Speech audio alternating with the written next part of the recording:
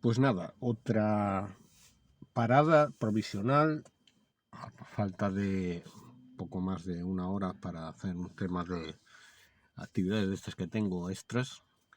Pues me he venido aquí a Cambados para participar hoy a la tarde en una actividad y mientras esperamos, pues arrancamos con seitonas y una pieza que se llama A Montañesa.